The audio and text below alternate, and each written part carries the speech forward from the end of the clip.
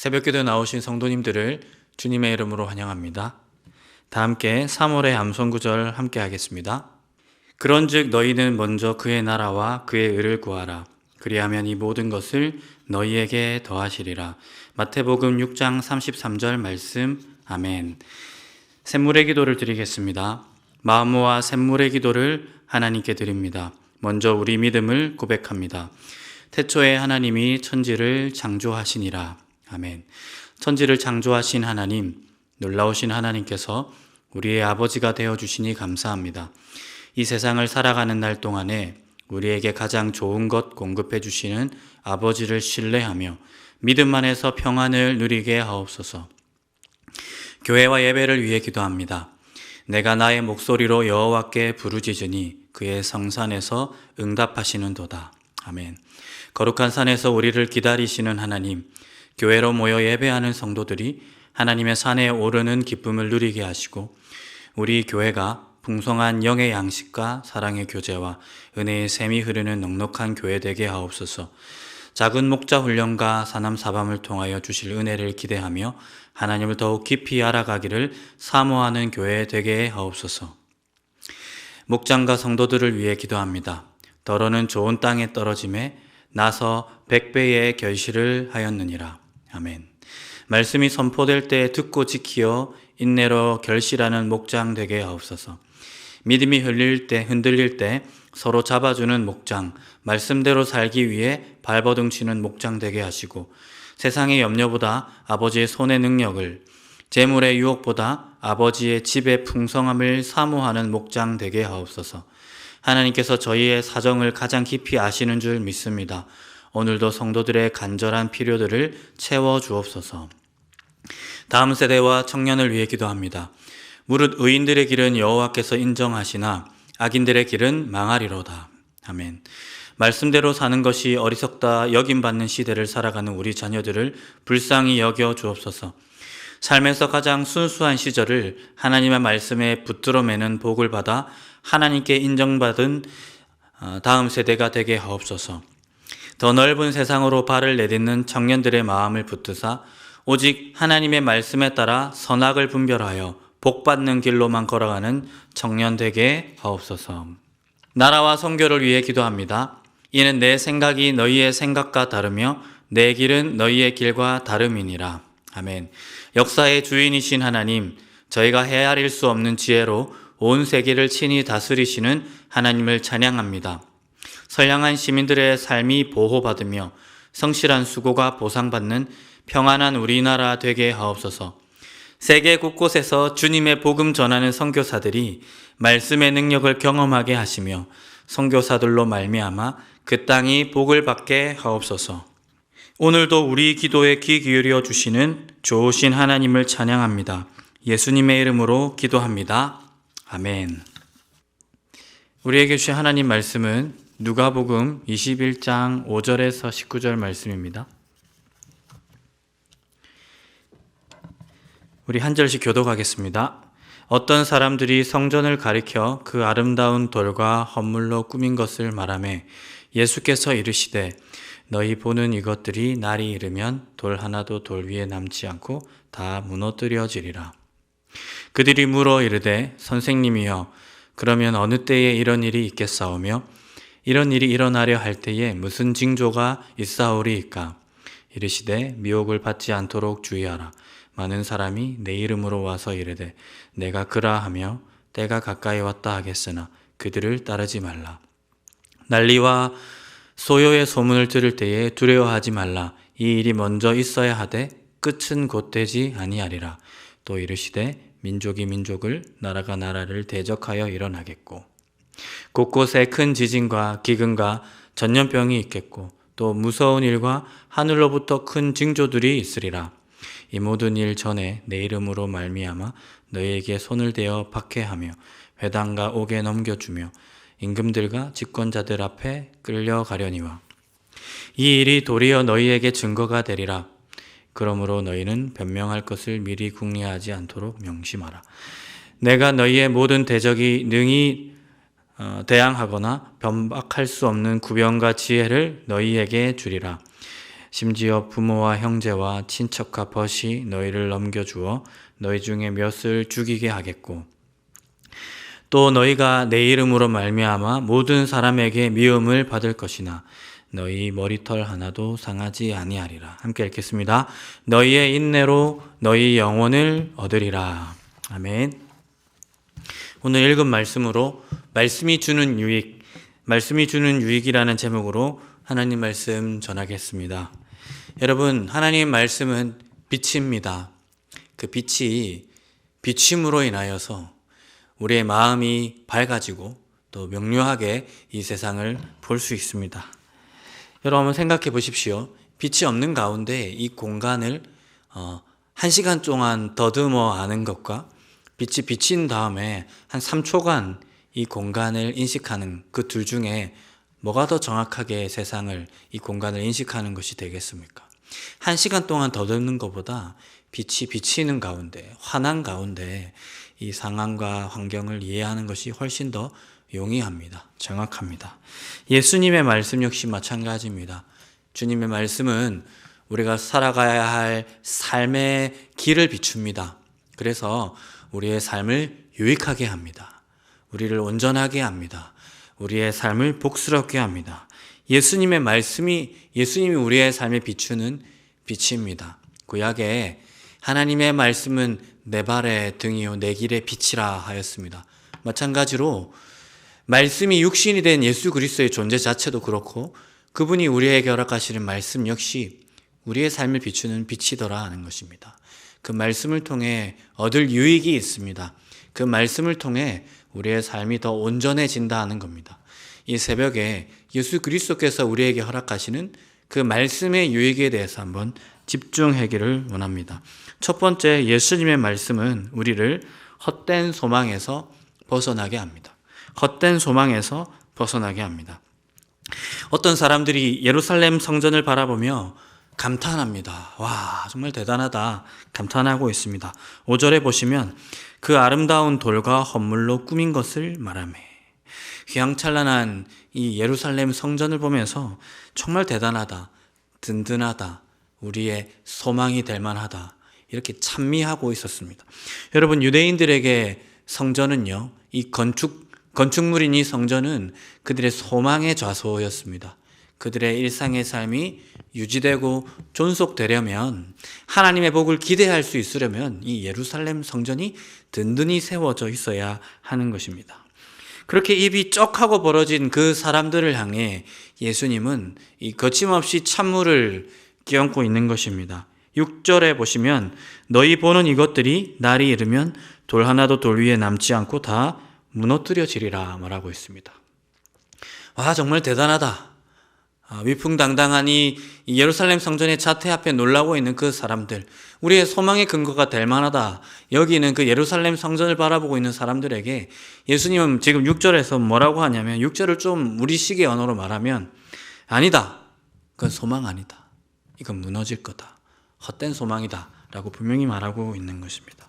사랑하는 성도 여러분, 예수님께서는 본질을 꿰뚫어 보십니다.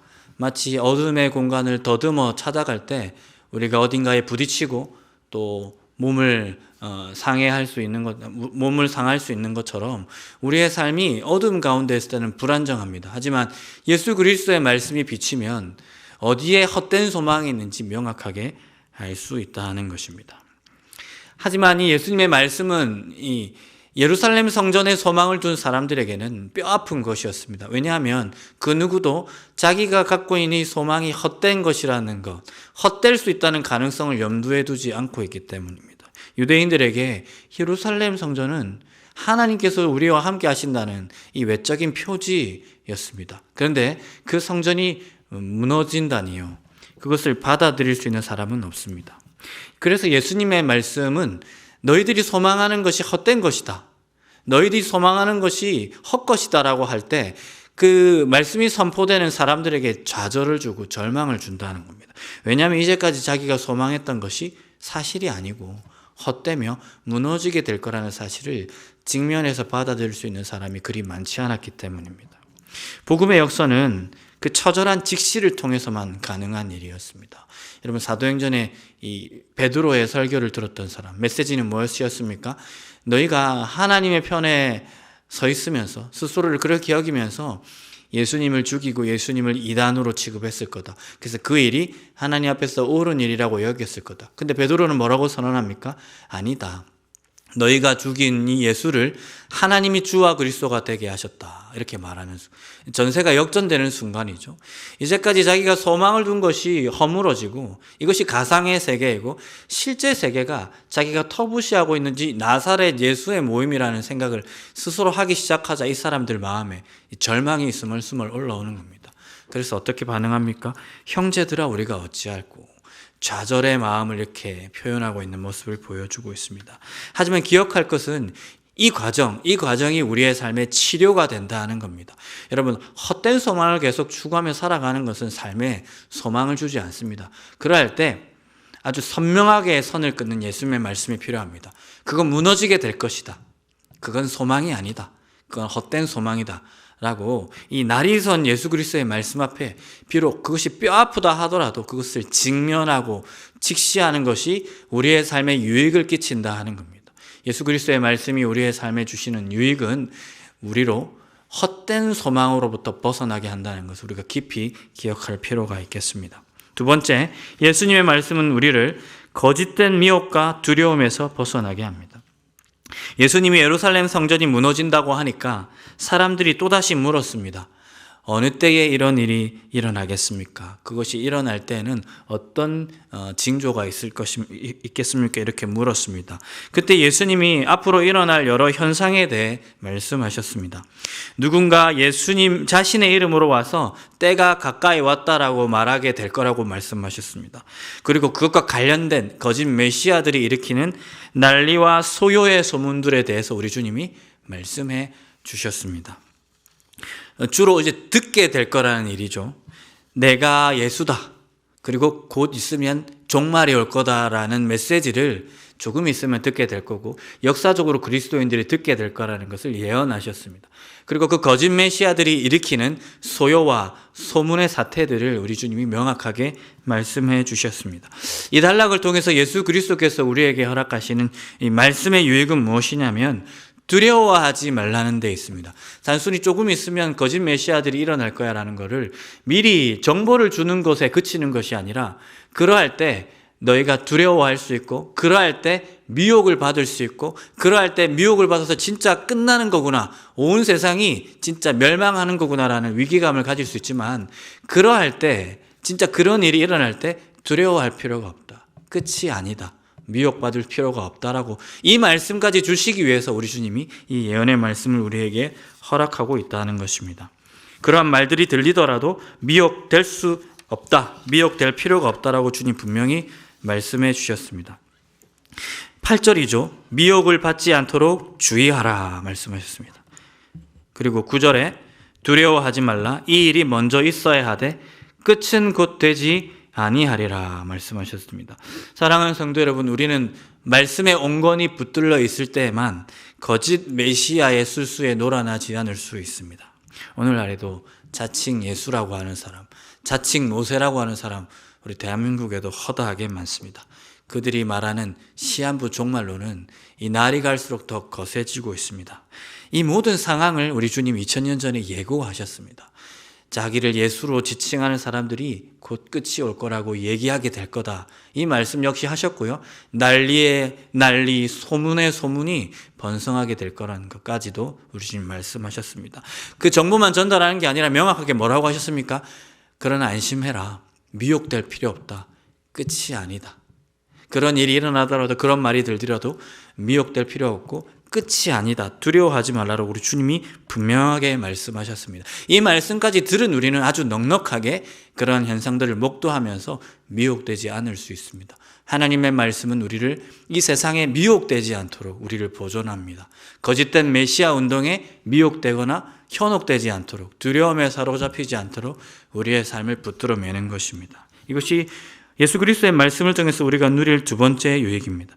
마지막으로 예수 그리스도의 말씀은 우리의 삶을 어떻게 유익하게 합니까? 특별히 믿음의 자리로 우리를 이끈다 하는 것입니다.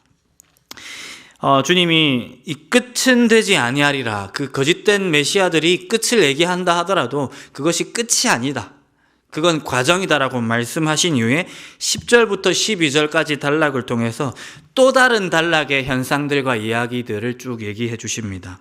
그러니까 거짓 메시아의 역사와 난리, 소문의 역사 이후에 또 한 덩어리의 역사가 남겨져 있다 하는 것입니다. 그 내용이 바로 10절부터 12절까지 나오는데요. 10절부터 12절의 내용을 조금 요약 정리해 드리면 그리스도인들이 당해야 할 고난의 역사입니다. 그리스도인들이 당해내야 할 고난의 역사입니다. 12절을 제가 한번 읽어드리겠습니다. 내 이름으로 말미암아 너희에게 손을 대어 박해하며 회당과 옥에 넘겨주며 임금들과 집권자들 앞에 끌려가려니와 라고 하였습니다.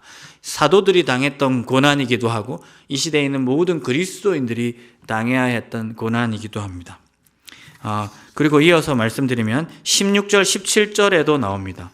심지어 부모와 형제와 친척과 벗이 너희를 넘겨주어 너희 중에 몇을 죽이게 하겠고 또 너희가 내 이름으로 말미암아 모든 사람에게 미움을 받을 것이나 까지입니다. 사랑하는 성도 여러분, 주님께서 아직 끝이 아니다, 요거 다음에 또 다른 단락의 역사가 있다고 하시면서 그 단락의 내용을 10절부터 12절 말씀하셨는데, 이 내용은 무엇이냐면 그리스도인들이 당해야 할 고난의 역사입니다.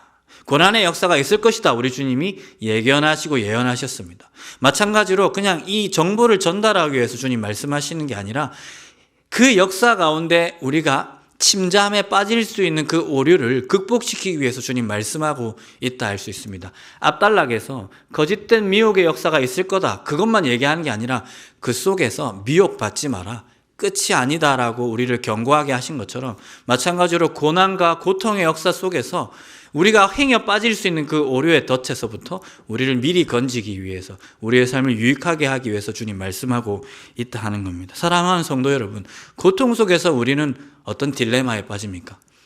어떤 어려움에 빠집니까?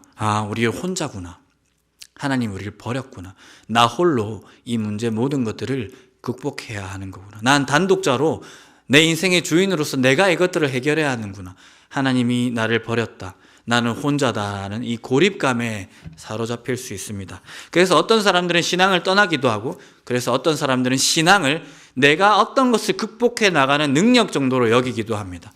주님은 말씀하십니다. 그 고통과 고난 속에서 속지 마라, 그대들은 혼자가 아니다라고 분명히 말씀하고 있습니다. 14절이죠.